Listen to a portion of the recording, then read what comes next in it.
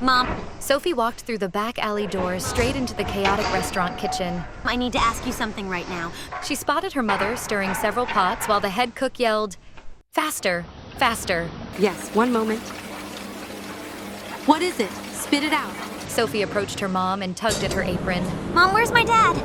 Suddenly, the bowl her mother was holding crashed to the floor. The cook screamed. Oh my God, you clumsy woman! You're fired! Get out! A minute later, Sophie and her mother found themselves out on the street. Mom, I'm really sorry. He's a good-for-nothing who left us. Not another word about him. What she didn't know was that her mom wasn't telling the whole truth. Her dad didn't even know she existed. Years later, when Sophie was in 10th grade, she was waitressing at a cafe when a woman began to choke. Sophie rushed over and performed the Heimlich maneuver until the woman coughed up a piece of food. Oh my goodness, you saved my life. As the customers applauded, she took Sophie's hand and led her outside. She removed a large diamond ring from her finger and pressed it into Sophie's palm. Sophie tried to refuse, but the woman insisted and left. When Sophie and her mom had the ring appraised, it turned out to be worth a staggering $1.2 million. They sold the ring and decided to move to a better home. One night, Sophie's mom went up to the attic, took out an old letter, and threw it into the fireplace. She didn't want Sophie to ever read it. The letter said, "I'm so sorry that you had a miscarriage and had to go through it alone. I know you hate me, but please let me help you. I really do love you and always will. David." But what she didn't know was that Sophie had already found the letter days before, and it haunted her. She searched for information about her dad and discovered he was a wealthy businessman. She wouldn't be at peace until she met him at least once. So one night, she packed her bags, took some of the ring money, and left home. She took a train to the city where her dad lived. Now, all she had to do was find a way to get close to him. The next morning at breakfast, Sophie nearly spilled her coffee when she saw an ad in the newspaper. 24/7 nanny needed for an 8-year-old girl. P.S. Only apply if you have a sophisticated British accent. Perfect, she thought. I can fake that. When she arrived for the interview, her jaw dropped at the size of the mansion, and there was a long line of nannies at the front door. As she joined the queue, a little girl peeked out from behind a tree, glaring at the nannies. Then she spotted Sophie, and their eyes met. Sophie walked over to her. That must be my half-sister, she thought. What are you doing, sweetheart? I'm Lily. I'm running away. What does it look like? Oh, I see. But why? Because my mom keeps hiring old, cranky nannies. Well, what if I were your nanny? You don't look old or cranky. I'm not. I'm full of fun and nonsense. Please be my nanny. You sound funny. Lily's mother couldn't find her anywhere and was certain she'd been kidnapped. She went to the police station, and when she returned with officers, she found Lily with Sophie. Officers, arrest her. Get away from my daughter. No, Mommy. She's my new nanny. What? You don't get to decide that, Lily. And she looks too poor. Mom, you always choose my nannies, and they're awful. It's either her or no one. Lily's mother had no choice but to hire Sophie and asked her to move in. Sophie was thrilled to finally meet her dad, but had no idea of the trouble ahead. When Sophie went up to her room, she bumped into Victoria, Lily's older sister. Oh, you're back. Was hoping you'd run away for good, brat. Yeah, I'm back, witch. And guess what? I picked my own nanny. She's prettier than you. Maybe your boyfriend will finally dump you. Watch your mouth, you little monster. With that, Victoria pulled Lily's hair and they both started screaming. Hey, leave her alone or I'll call the police. Do you know who you're talking to? I don't care who you are. You have no right to hurt a child. I have every right. Victoria lunged at Sophie, and they started wrestling. Lily ran off to get her parents. Just then, a man burst in and pulled them apart. Who are you, and why are you hurting my daughter? Sophie was stunned seeing her dad for the first time and couldn't speak. Daddy, this is my nanny. Victoria is being evil. He looked into Sophie's eyes, and for a moment, she thought he recognized her. But then he turned to Victoria. Go to your room. As Victoria left, she glared at Sophie. I'll make you regret ever coming here. Suddenly, her father turned to Sophie. Now don't ever touch my children again. Is that clear? Remember your place if you want to stay here. And with that, he walked away. That night, as Sophie lay in bed, she heard her door creak open. She leapt up and grabbed a baseball bat. The door swung open and she screamed, hitting the intruder and knocking him out. She slapped his face to wake him, and when he opened his eyes, she saw the most gorgeous hazel eyes. They stared at each other, then quickly stood up. That was some greeting. You could have just said hello. You could have knocked. Who are you? I might ask you the same. Who are you? I'm Sophie, Lily's nanny. Who are you? Oh, I'm Alex, Victoria's boyfriend. Or at least I was. We just broke up for the 20th time. With that, he climbed out the window. Nice to meet you, Sophie. By the way, your accent is kinda hot. And then he was gone. As Alex rode off on his motorbike, he couldn't stop thinking about Sophie's eyes. The next day, Sophie was determined to tell her dad the truth. She waited in the living room, but Lily told her he'd left on a business trip. Sophie decided to wait, but had no idea how long it would be. One night, Alex climbed up to Sophie's window and knocked softly. When she saw him, she looked annoyed. If you're here to make up with Victoria, why aren't you using her window? I'm not here for her. I'm here for you. Come with me. I want to show you something. But what about Victoria? We broke up, remember? It's for good this time. Now come on. Sophie hesitated but couldn't resist his warm eyes.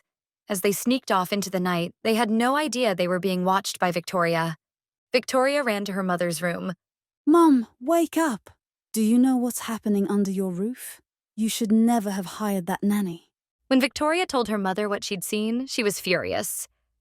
Girls like her just want to sink their claws into someone rich. But don't worry, we'll get rid of her tonight. When Sophie returned, she was shocked to find Lily's mother and Victoria in her room. Well, hello, Sophie. Where were you? Meeting with your criminal friends? I don't know what you're talking about. Lily's mother held up a diamond necklace. I found this in your drawer. To think I let a thief into my house. I've packed your bags. Victoria smirked. Get out before we call the police. Horrified, Sophie gathered her things and left in tears. Lily woke up to the commotion and saw Sophie leaving. She ran after her. Sophie, wait! Please don't go! Sophie didn't look back and got into a cab. Lily kept running until the car was out of sight. When she turned back, she realized she was lost. Back at the mansion, Lily's mother discovered she was missing and called Sophie. Is Lily with you? Of course not, ma'am. I don't know where she is. Sophie, you have to come back and help me find her. Please, I'm begging you. Sophie told the driver to turn back. Near the mansion, she spotted Lily's teddy bear on the road. Lily, now scared and alone, looked up to see Sophie. Sophie! She ran into her arms. Lily's mother ran out, tears streaming. Thank you. Is Sophie leaving? Lily asked. If she goes, I'll run away again. Lily's mother gritted her teeth. Her plan had failed. She had no choice but to let Sophie stay. Victoria was furious. She cornered Sophie. You're only back because you're lucky. But stay away from Alex. Unaware of the previous night's events, Alex came to the mansion. Victoria's mother confronted him. You will marry my daughter. This arrangement is important for both our families. I can't do this anymore. Alex protested. I don't love your daughter. What's love got to do with it? She snapped. Stay away from the nanny, or she'll suffer. Later, Sophie saw Victoria sitting with Alex and felt betrayed. Alex tried to explain, but Victoria attacked him. What's going on here? Demanded Mr. Harrison. Sir, this is my fault, not hers. Sophie began. Oh, is that so? Then you will marry my daughter next week. He told Alex. Sophie, leave my house now. Sophie couldn't hold back anymore. I've been waiting to tell you, Mr. Harrison. There's something you need to know. I don't want to hear it. Leave. No, you need to listen. I'm your daughter. I was calmly browsing through the shelves at the convenience store when suddenly a hooded man jumped at the cashier, pulling out a gun. Give me all the cash. Now. Everyone started panicking, except me. I'd been waiting for a moment like this my entire life. Hey, you, I called out. The robber turned to face me, and the whole room fell silent in shock. I walked toward him slowly. It's so hot in here, don't you think? Stay back, sweetheart. I've got a gun. Not anymore. Before he could react, I grabbed his arm, twisted it, and pinned him to the floor in a tight hold. It's jail time, buddy, I said with a smirk. And that's how you catch a criminal. Hi, my name is Rachel, and I've always dreamed of becoming a detective, just like my dad. As the police were arresting the robber, someone approached me with a proud smile. It was Detective Deke Blake, my favorite officer. I'd met him last year during a summer program for aspiring high school detectives, and we'd stayed in touch ever since. You're something else, kid. He said. Kid? I scoffed. Annoying, considering I actually liked him. I learned from the best, I replied, hoping he'd notice the hint. If you're free tonight, how about dinner? He asked. My heart skipped a beat. Was this finally the moment he'd confess his feelings for me? The anticipation was killing me. We went to a cozy, romantic restaurant and my heart was racing. Then, he leaned forward, his expression serious. Rachel, I know you've been waiting for this moment. You bet I have, I said, holding my breath. We've got a tough case and we need your help. I felt like an idiot for misinterpreting. Tell me about it, I said, trying to sound composed. It's a gold smuggling operation. The main suspect is a businessman named Mr. Anderson, but we need hard evidence to take him down. And how can I help? He has a son named Chase, a spoiled, reckless high school senior. Chase is looking for a female bodyguard, someone attractive, sharp, and capable. That's where you come in. So you want me to spy on Mr. Anderson while pretending to be Chase's bodyguard? Exactly. We need you to find out where he's hiding the gold. Mission accepted, I said confidently. Thanks to my dad, who'd been training me in martial arts since I was 2, I was more than ready for the job. Blake prepared my fake documents and I was quickly hired. I was thrilled, but little did I know this mission was about to turn into the most chaotic experience of my life. When I first met Mr. Anderson, I was immediately on edge. His entire demeanor screamed danger. While he explained my duties, I scanned the room with my eyes. Surveillance cameras were everywhere, which meant gathering evidence would be harder than I thought. I love my son more than anything, He said. Do your best to protect him. I'll make sure you won't regret hiring me, sir, I replied. He handed me a thick portfolio on Chase. The first thing I noticed? Chase was ridiculously good-looking. Mr. Anderson said Chase was waiting for me in his room, so I headed there. The moment I opened the door, something, or rather someone, jumped at me. It was Chase, and he looked like a scared puppy. Is everything okay? I asked. Get that disgusting creature away from me. I followed his gaze and spotted a cockroach crawling toward us. I calmly stepped on it. Don't worry, it's gone, I said. When Chase finally opened his eyes, I was caught off guard. He was the most handsome guy I'd ever seen. Our eyes locked and my heart skipped a beat. But then he jumped back, clearing his throat. I just find bugs gross, that's all. Anyway, you must be the new bodyguard. Rachel, at your service, Dad sure knows my type. he muttered. Then he smirked. So, do you want to make out? Do you want to get punched? I replied. Playing hard to get, huh? I like that. I was hired to protect you, not date you, I said, rolling my eyes. You'll end up being my girlfriend anyway, so why waste time? When he tried to touch me, I instinctively hit him hard enough to send him flying into the wall. Are you insane? He shouted. You're supposed to protect me, not kill me. Sorry, reflexes. Fix those stupid reflexes, or I'll tell Dad to fire you. Loud and clear, sir, I replied with mock seriousness. Later that night, when everyone was asleep, I snuck around the mansion to install spy cameras. I had to gather evidence on Mr. Anderson as quickly as possible. The next day at school, Chase. When a group of boys surrounded me, he started throwing dollar bills at them. Here's $1,000 each. Back off from my bodyguard. The boys scattered like scared rats, and I turned to Chase. Why did you do that? I asked. I can handle myself, I want your focus on me. he said smugly. Trust me, I don't get distracted by stupid things, I replied, rolling my eyes.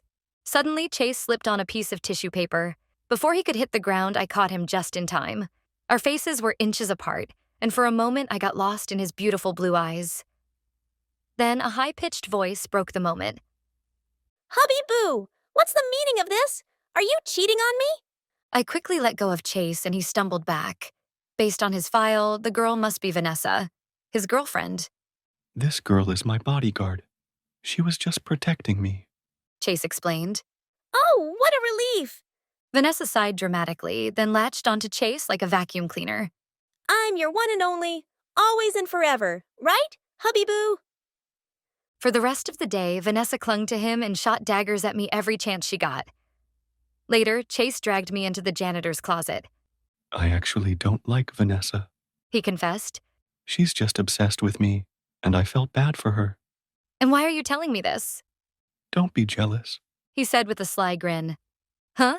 You're impossible. I've broken up with her plenty of times, but she won't leave me alone. From now on, I want you to keep her away from me. Copy that, sir, I said with a sigh. That night, I checked the spy camera footage and saw Mr. Anderson entering his room with a briefcase. I needed access to that room. While heading back to my quarters, I bumped into Vanessa. Listen, tough girl, She snapped. stay away from my future husband. Sorry, but I can't. I'm paid to stick by his side 24/7. There's no way you're not attracted to him, unless you're a lesbian. Are you into me instead? I smirked and leaned in closer. Maybe. Oh, get away from me! She shrieked, running off. From that point on, anytime Vanessa got near Chase, I'd make pouty lips at her, and she'd bolt. It was an effective strategy, though it only added to my growing frustration. Chase was an absolute pain, constantly complaining about the smallest things. One time, he threw a fit over a mosquito bite. How could you not stop it from biting me? My precious blood. Relax, sir, I said, stifling a laugh. Another day, he decided to skip school to shop for a yacht. As we walked toward the docks, a group of gangsters appeared. Well, well, Chase. One of them sneered. Who's the girl? She looks like my next girlfriend. Chase shoved him. Don't you dare touch her. The thug lunged at Chase, but I quickly intercepted, twisting his arm. Run home to mommy, I said, glaring at him. Get her, boys. He yelled. I took them all down in seconds, and when I turned to Chase, he looked completely stunned. Even in the car ride home, he just stared at me. You're the coolest and prettiest girl I've ever met. He finally said, lifting his hand to touch my face. Don't push your luck, I warned. Later that evening, while everyone was asleep, I tiptoed around the mansion and double-checked the cameras I'd installed. I needed to catch Mr. Anderson red-handed, and my patience was running thin. The next morning, I told Chase I wasn't feeling well, so I wouldn't have to accompany him to school. As soon as the coast was clear, I snuck into Mr. Anderson's room. After thoroughly searching, I found a hidden button beneath the bathroom sink. When I pressed it, the bathtub slid away, revealing a trapdoor with a keypad. After multiple attempts, I cracked the code, opened the door, and descended into an underground room. My jaw dropped. It was filled with gold bars. I quickly took pictures and called Blake for backup. Suddenly, a loud voice boomed from behind me. You little witch! I turned to see Mr. Anderson, his face contorted with rage. He charged at me, but before he could lay a hand on me, Blake and a team of officers stormed in, guns drawn. Mr. Anderson, you're under arrest, Blake declared. As Anderson was led away in handcuffs, Blake approached me with a proud smile. Great work, future detective. He said, ruffling my hair. Now you can ditch that punk and hang out with me again. I was about to reply when a familiar voice interrupted. So, it was all about this, huh? I turned to see Chase standing in the doorway. His face was pale, his eyes filled with hurt. Chase, let me explain, I began. No need. Congratulations on your mission. He said coldly before walking away. My heart sank as I watched him leave. I told myself this was for the best, but it didn't feel right. 2 years passed, and I was now studying criminology at university. One afternoon, I decided to try a new restaurant near campus. As I walked in, I froze. There, behind the counter, was Chase, looking more handsome than ever. Rachel, what are you doing here? He asked, his eyes lighting up. I could ask you the same thing, I replied, trying to hide my nervousness. I took your advice and followed my dream. I opened this restaurant. He said with a smile. That's amazing, I managed to say. Before I could say anything else, a familiar figure walked into the restaurant. Vanessa. She greeted Chase with a big hug, and jealousy twisted in my chest. I quickly turned to leave, but Chase ran after me. Are you jealous? He teased. What? No, I lied. Relax. Vanessa realized she actually likes girls, and we're just friends now. He said, smirking. Oh, I mumbled, feeling foolish. He stepped closer and gently held my hands. I've been in love with someone else for a long time. I bet you know who. You're supposed to hate me for what I did to your dad, I said softly. He's a criminal. He deserved it. What hurt me was thinking you only pretended to care about me. When did I ever say I was pretending? I asked, my voice trembling. His cheeks turned pink, and I couldn't help but smile. Without thinking, I grabbed his collar and kissed him. Sorry, I said after pulling away. Reflex. He grinned. Let's make it a habit then. Hi, I'm Tina from California. Please like and subscribe. I was born to a super rich mom who owned a giant cosmetic company. Dad left Mom when I was 2 because he couldn't cope with her overambitious nature. But to be honest, Mom wasn't so hard to live with, mostly because she was hardly around. Usually, I only saw Mom when she came back from an overseas trip with a ton of toys for me. I guess that was her way of making up for the absence, but I wasn't complaining. I'd spend hours talking to my toys and pretending they were my best friends. But as I grew up, I started noticing how absent my mom was from my life. She missed important events at school all the time. When I was in 5th grade, I was chosen to play Rapunzel in a school play, thanks to my silky long hair. Mom swore she wouldn't miss it, but by the time she reached the school, the play was over. I'm sorry, honey. I got stuck with something important. I know, Mom. I can never be as important to you as your work. Sweetheart, I'm doing this for you. One day, this company will be yours. But I don't want to work for your stupid company. I want to become an actress. My drama teacher says I'm a natural. I'll talk to your teacher about putting such silly ideas into your head. Acting is for losers who've got nothing better to do. Mom held up her hand, and I knew there was no use arguing anymore. But the acting bug in me never died. I joined the school's drama club and participated in all kinds of plays. Of course, Mom had no clue about it. So once, when I was in the 10th grade, I was at the mall when I noticed a girl staring at me weirdly. Then she followed me to the coffee shop.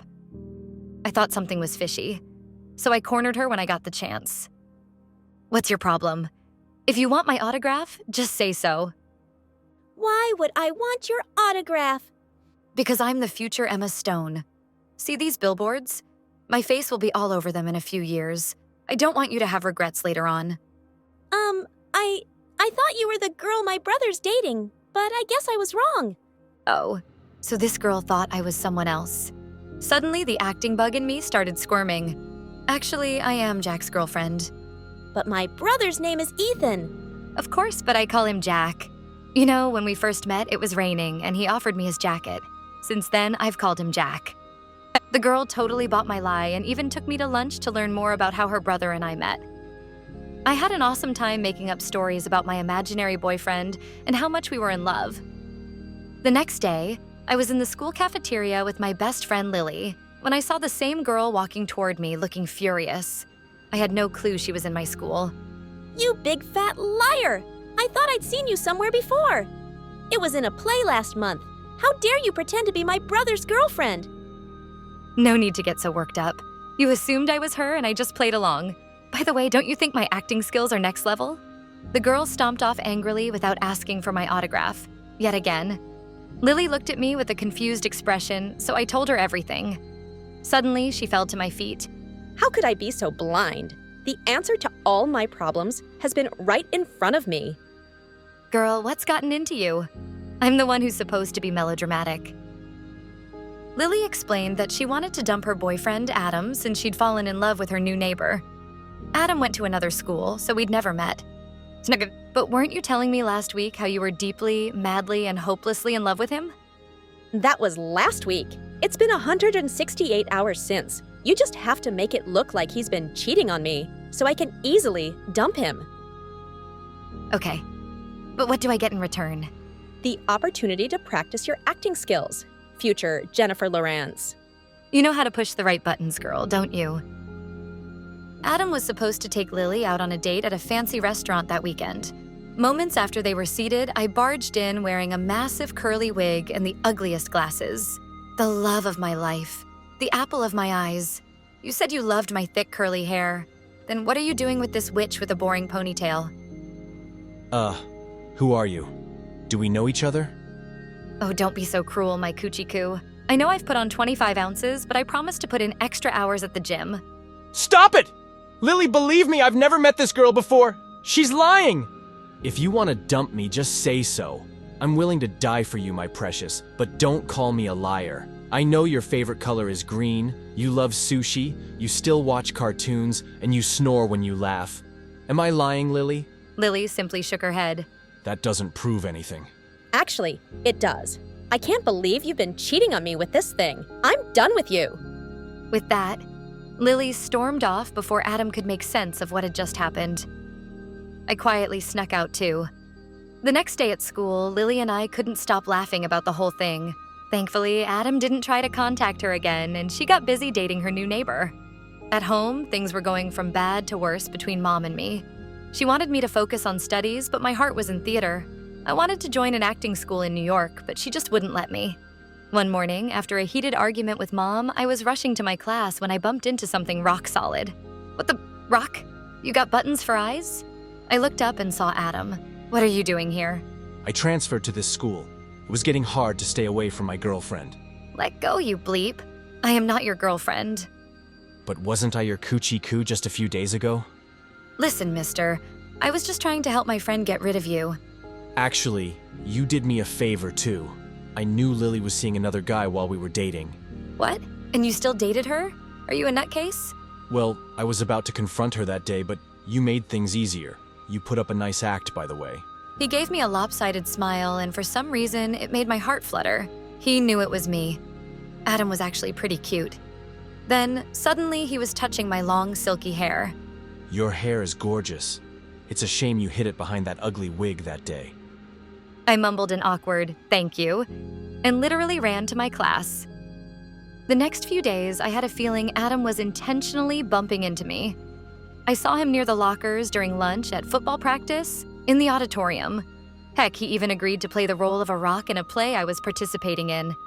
One day, I was coming out of the library when I spotted him standing outside, whistling to himself. Are you stalking me? I could say the same. You were the one falling all over me a few days back. I angrily walked towards him to give him a piece of my mind, but I slipped on something and landed straight into his arms. Did you just fall for me again? Before I could respond, he helped me get back on my feet and then gently pulled off the scrunchie I was wearing. Your hair looks better this way. Free. Then he simply turned around and left, leaving me stunned. You'll burn a hole in his shirt if you keep staring like that. Whoa, you scared me, Lily. You like Adam, don't you? What nonsense, he's not my type. I would have never dumped him if he looked at me the way he was looking at you. A few days later, we had to go to another school to perform our play. I got my period on the bus. As I was getting off, Adam pulled me aside and wrapped his jacket around my waist. I rushed to the washroom and changed, and when I came out, I found him waiting for me. He stayed close to me throughout the day, and I could feel his eyes on me every now and then. I was slowly falling for Adam. When I told Lily about it, she squealed with delight. I knew it! I know he feels the same about you. Why don't you ask him out? Mom has a party planned this weekend, so maybe next week. That weekend, Mom threw a grand party for her business associates. I hated being part of these boring parties, but I had to attend for Mom's sake. I was sulking in a corner when I heard a familiar voice. Hey, this party just got 100 times better. Adam, what are you doing here? I'm here with my mom. What about you? This is my house. My mom's the hostess. I spent the evening chatting with Adam, and we had an amazing time. Adam was smart and witty, and at one point I was about to ask him out when I noticed Mom gesturing for me to meet her outside. Tina, my sweetheart, you're looking gorgeous today. Cut the drama, Mom. Get to the point. Okay, that boy you're talking to, his mom owns a supermarket chain, and they're one of the biggest potential buyers of our cosmetic products. If you date him, it'll be great for our business. I almost told her that I was going to anyway, but then I had an idea. But I don't even like him. Please, Tina, think about the business. I want to see our products on their supermarket shelves. Okay, but then you'll allow me to apply to that acting school. When Mom reluctantly agreed, my heart did a double flip. I was going to ask Adam out anyway, and now I'd also be able to follow my passion. Adam and I started dating, and the next few days were pure bliss. He was even better than I'd expected. I was falling hard for him, and he seemed to like me too. Then, on my birthday, Adam planned a surprise party for me and invited the entire school. We were having a blast when suddenly Adam grabbed a mic. Tina, I have another surprise for you here. Come take this. Everyone cheered as I went to him and took the envelope he was holding, but my face turned white when I saw the papers it contained. It was a contract saying his mom's company would be my mom's company's buyer. What? What's this? We all know what an amazing actress you are, so you can drop the act now. Adam, I don't understand. Okay, let me explain, friends. Tina was dating me so she could use me to get my mom to promote her mom's business. I just made her wish come true. That's not true. You know what? I've had enough of your lies. I'm breaking up with you, Tina. Think of this as a parting gift. Adam left the party, leaving me completely humiliated. I wiped angry tears and rushed back home. When I got home, Mom was waiting for me. Honey, how was the party? What's wrong? Adam broke up with me, but don't worry. He gave me this as a parting gift. You can do your happy dance now. I shoved the envelope into Mom's hands. She opened it and looked shocked. Don't worry, I'll talk to him. You'll do no such thing. I'm leaving for New York right away. The acting school accepted my application. That wasn't true, but I wanted to get away from the city as fast as I could. I spent the next few months in New York doing random acting gigs until I actually joined the school of my dreams.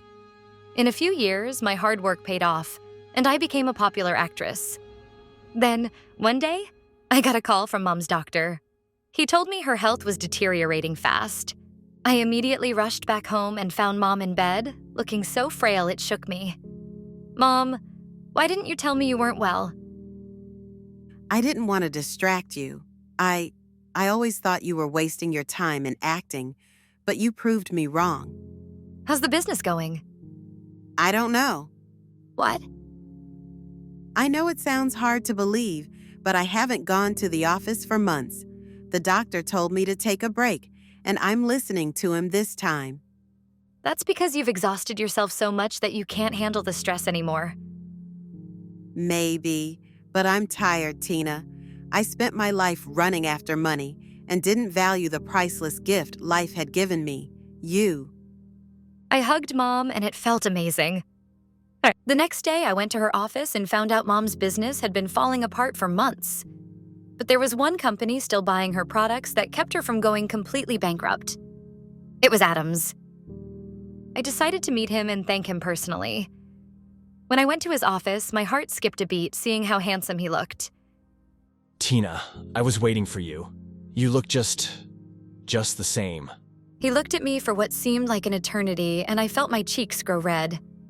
I wanted to thank you for helping Mom's business. You didn't have to do that. That was the least I could do after being such an idiot all those years ago. Actually, I heard the conversation between you and your mom at the party where she asked you to date me. Oh, so that's how you knew? But I was already falling for you by then. I know. Lily told me about it later on. She was mad at me for not reaching out to you, but I was so ashamed of what I'd done. I'm sorry, Tina. I was just so heartbroken that the only girl I truly loved had been playing with my feelings. You loved me? Still do. Suddenly, my heart started racing like never before. Then how about we start all over again? Done deal. But first, I want to do something I've been dying to do since you walked in that door. Adam leaned closer, and just when I thought he'd kiss me, he pulled off my scrunchie. We both burst out laughing.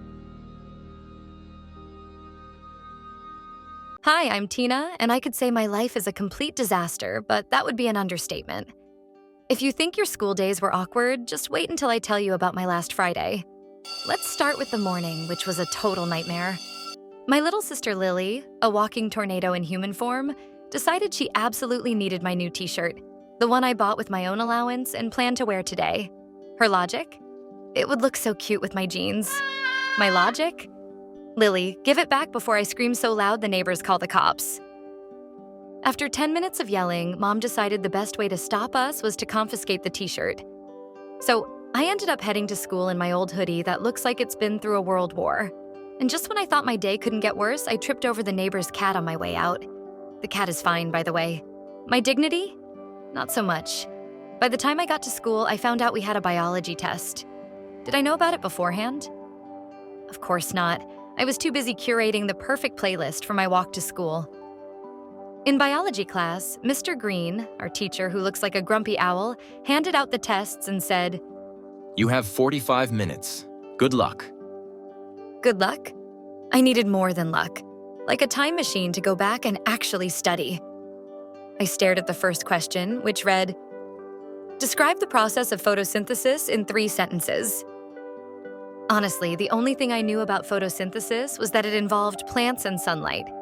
So I wrote something like, Photosynthesis is magic that helps plants make food. Plants love sunlight. And water. Perfect, Tina. A professor of biology would be so proud. But the real nightmare happened at lunch. Everyone gathered in the cafeteria, and I was trying to decide between pizza, which is more like cardboard with ketchup, or salad, which tastes like grass. Suddenly, my best friend Mia whispered in my ear, Tina, turn around. Nate's here.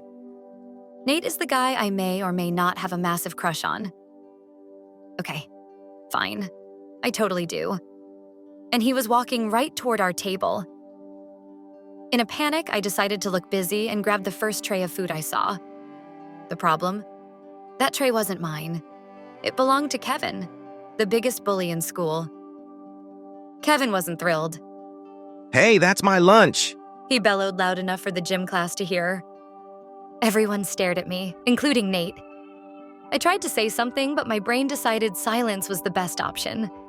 So I just put the tray back and mumbled, Sorry, I thought it was mine. Nate, I think, smiled, but I was too busy wishing I could disappear into thin air. After lunch, I figured nothing could top that humiliation. Of course, I was wrong. In gym class, Miss Hart decided we'd play volleyball. I'm fine with volleyball as long as I'm not in the front row, where the ball always seems to find my face. And guess what? The ball hit me square in the face. Who saw it happen? You guessed it, Nate. At that point, my social life was officially over. When I got home, all I wanted to do was crawl under a blanket and never leave the house. But to my surprise, Mom just laughed when she saw me. Tina, you know, when I was your age, I managed to get into the most ridiculous situations too. But you know what? It made life interesting. I rolled my eyes, but her words stuck with me. Maybe being a walking disaster isn't so bad. Maybe it's just part of figuring out who you are. That evening, I decided to unwind by watching my favorite show. But of course, Lily had other plans. She marched into the living room, demanding the remote because she needed to watch her cartoon marathon. Naturally, we ended up wrestling for it, and guess who won? Hint, it wasn't me. Defeated, I went back to my room and started plotting my revenge. Not evil, mustache-twirling revenge, but something small, like hiding her favorite hairbrush. Unfortunately, my plan was interrupted by Mom, who reminded me I had chores to do. So there I was, scrubbing dishes while Lily paraded around in my t-shirt like she owned it. Later that night, Mia called to check in. She's the kind of friend who can make even the worst day feel a little better. We spent an hour laughing about how I managed to turn every single moment into a disaster. Mia's favorite part was the volleyball incident. Tina, you're like a magnet for chaos, she said between giggles. Before bed, I decided to journal about the day. Writing things down always helps me process the madness. As I was finishing, Lily popped her head into my room and handed me the t-shirt. Here, she said with a sheepish smile. I didn't mean to ruin your day. It was a rare moment of sisterly truce. I took the shirt, thanked her, and decided not to hide her hairbrush after all. For now. The next morning, Saturday, I thought I'd finally have some peace. But no, chaos had other plans. Lily barged into my room at 7 a.m., declaring it was family cleaning day. Apparently, Mom decided the house needed a spring cleaning, even though it was October. I spent the next 2 hours vacuuming, dusting, and finding things I thought were lost forever, like my favorite earrings and, weirdly, a half-eaten chocolate bar under the couch.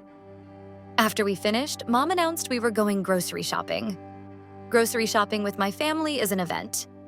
Lily insists on adding every sugary cereal to the cart. Dad gets lost in the snack aisle, and Mom interrogates me about every single item I pick. Do you really need 3 different kinds of chips, Tina? She asked, holding up my selection like it was evidence in a trial. Yes, Mom. They're for, studying motivation, I replied. Once we were back home, I thought I could finally relax. But then my phone buzzed. It was Mia, asking if I wanted to go to the mall. Of course, I said yes. The mall is our sanctuary, the one place where we can pretend we're sophisticated, cool teenagers instead of, well, us. At the mall, Mia decided we needed to try on ridiculous outfits for fun. I ended up in a neon green jumpsuit that made me look like a glow stick, while Mia tried on a feathered hat that looked like it belonged in a Broadway musical. We were laughing so hard that the store clerk gave us a disapproving glare, which only made us laugh harder. Then we ran into Nate. Of course, because the universe has a cruel sense of humor. He was with his friends, looking effortlessly cool while I was still wearing the glow stick jumpsuit. Mia, being the amazing friend she is, whispered, "Own it, Tina," and shoved me forward. "Hey, Nate," I said, trying to sound casual but probably coming off as completely awkward. "Hey, Tina," he replied, smiling. "Nice outfit." I could feel my face turning bright red. "Thanks, it's, a new look I'm trying." To my surprise, he laughed. "It's bold. I like it." After that, the day didn't seem so bad. We left the store, still giggling about the encounter. Mia even said, "See?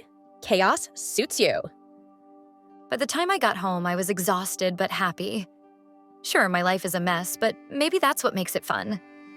As I lay in bed, I thought about Mom's words again. Life is interesting when it's messy. And you know what? She's right. Let me just start by saying, love is not what those rom-coms make it out to be.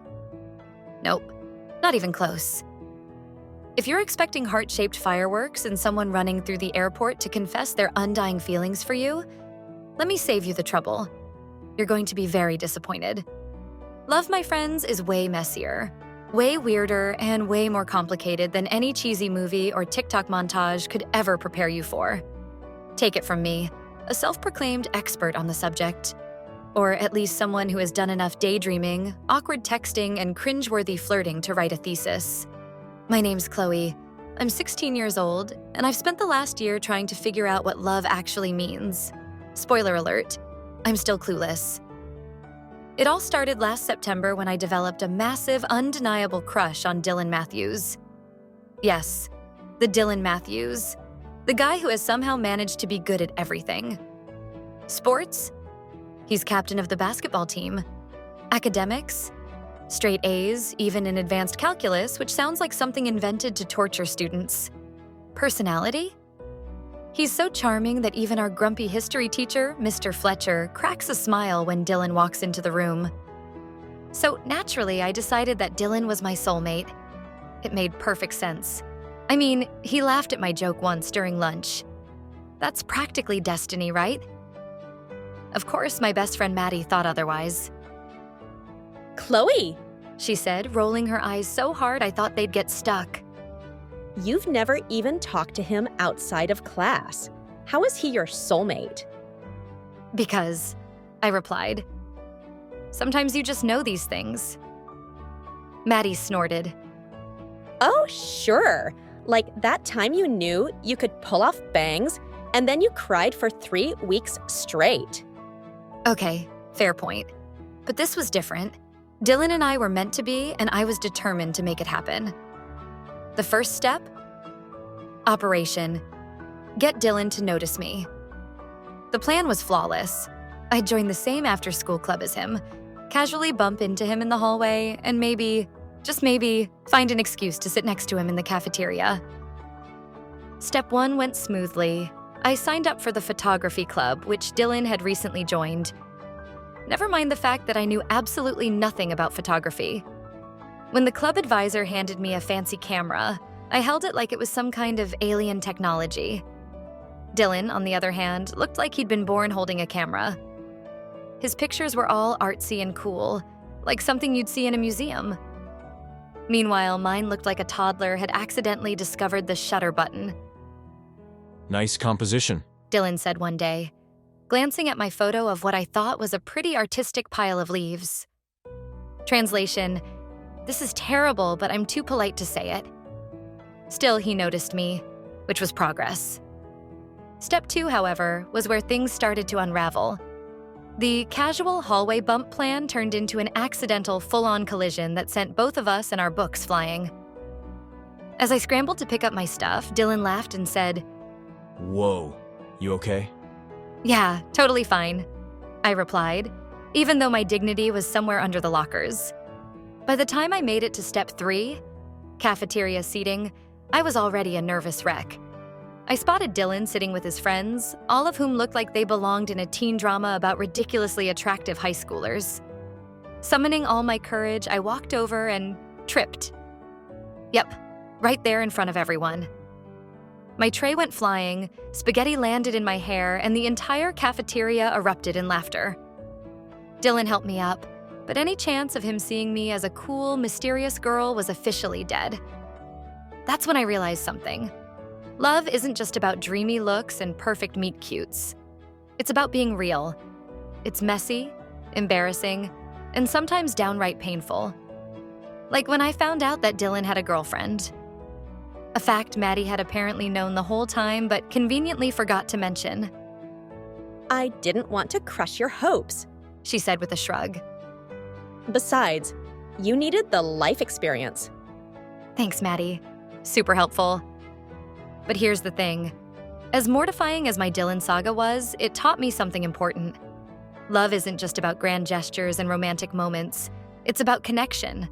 The kind you have with people who really get you.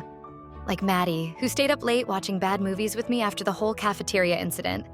Or my little brother, who's usually an annoying pest but made me a "sorry Dylan's a jerk" card to cheer me up.